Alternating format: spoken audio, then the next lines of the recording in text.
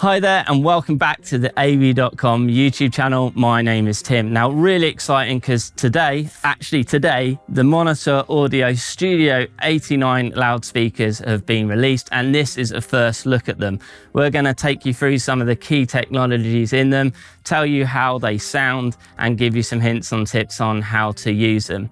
Before we get into it, as always, give us a subscribe and a thumbs up. It really helps the channel. And now, let's start taking a look.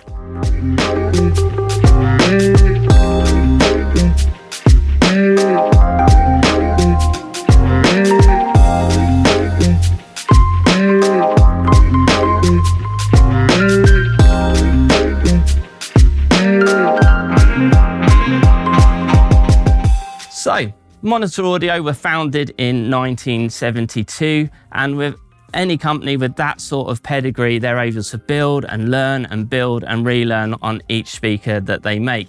It's hard to understate the amount of engineering that goes into a Monitor Audio speaker. At the time of shooting this video, their R&D department is 30 people plus strong, which is quite incredible. Now, being 52 years old, a couple of years ago they turned 50 and actually set themselves a project which started its name as Concept 50 and is today now known as the Hyphn loudspeaker, and that is a loudspeaker that retails for £70,000. Now the reason I bring that up is it's always interesting to grab a speaker company after they've done a project like that but are working on a more affordable product, because a lot of what they learned in that project can trickle down, and that's exactly what has happened here. Now, why Studio 89? Well, back in the 80s, Monitor did a series of speaker called the Studio Series, and the idea was a simple one. They wanted to bring the faithful reproduction and accuracy of studio loudspeakers into the home. Now, in that range, there was a model called the Studio 15, which was black and gold and looked quite different. And so that's the one that Monitor choose to redo today. And a nod to the marketing department, because they say conceived in the 1980s, reimagined for today. So I doff my hat to that. Now, where does the Studio 89 sit in the range? Because Monitor have very clear ranges. They've got bronze, gold, silver, and platinum. Well, the Studio 89 doesn't sit anywhere in that range. It's a complete standalone product. And as the Monitor Audio engineers said to me, that actually is quite fun. It gives them a freedom to not have to build to fit in anywhere. They can just make it what they want it to be. Or as the marketing department, another nod, designed to be different. And that's exactly what they've done.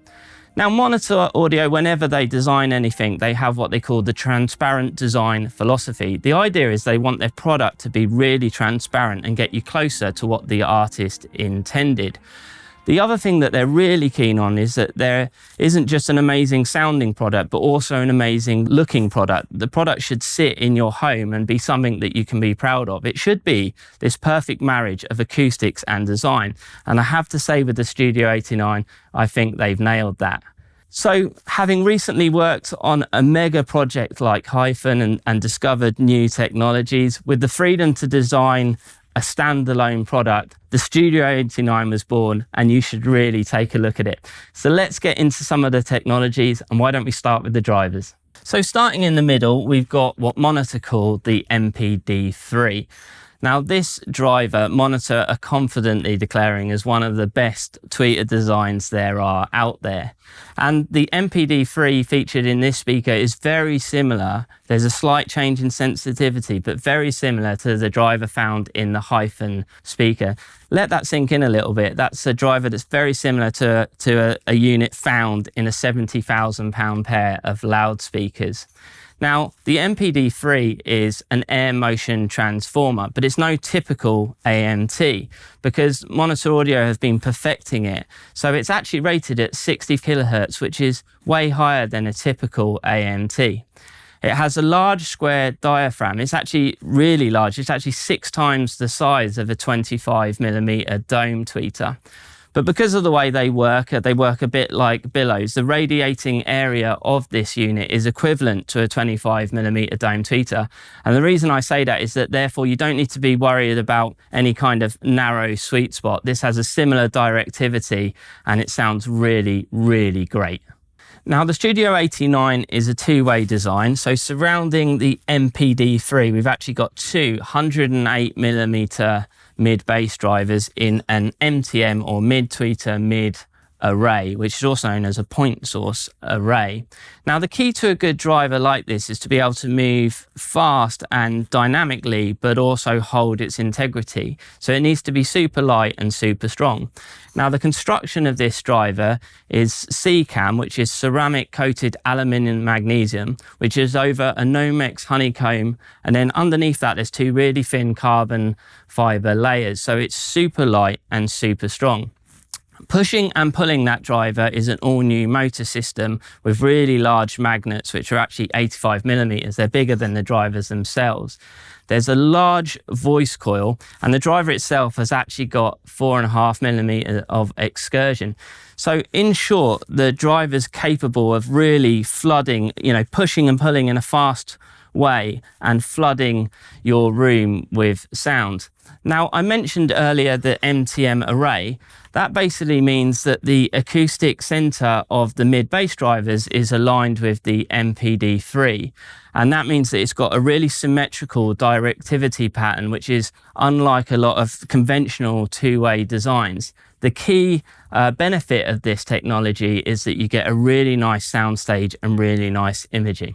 So we've spoken about the drivers, and having perfected the drivers, the key is to make sure that they work the way that they're intended. Now, that means that the crossover needs to be as perfect as the drivers. Monitor Audio do this using virtual simulations, where they basically run several simulations in a virtual software program, and then they move into the physical domain and prototype that and run that in an anechoic chamber. The key is to make sure that those drivers behave exactly as intended. So this Studio 89 features an all-new crossover with carefully selected components after endless simulations and listening hours. So let's talk about some of the physical elements of the speaker. Now, looks are subjective, but I have to say, I think they look fantastic. I really like the black and gold colorways.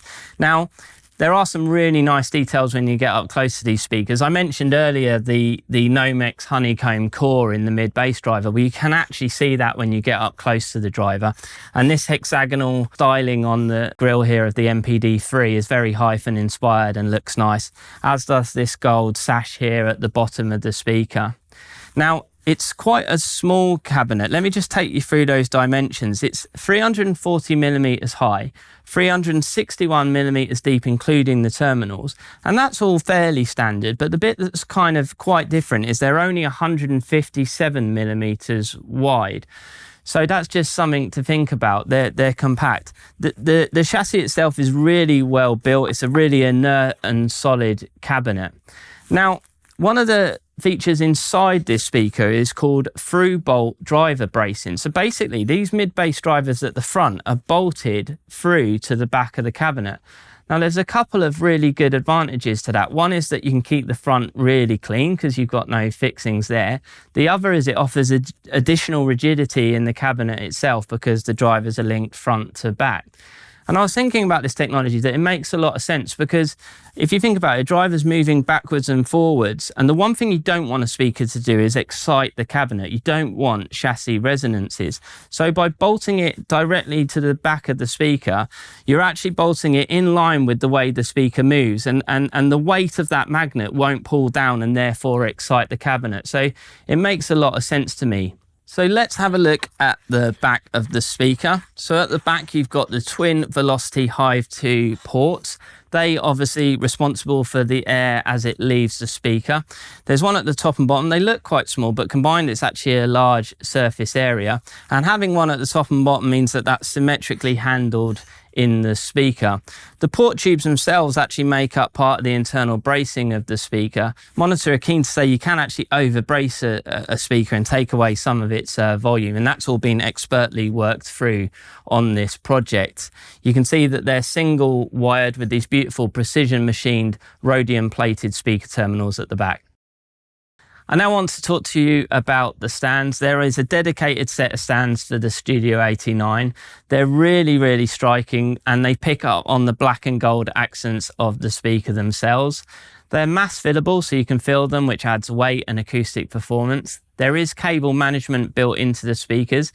It's slightly fiddly, but we were able to get Audio Quest Type 5 fully terminated through them, and it looks really neat and tidy.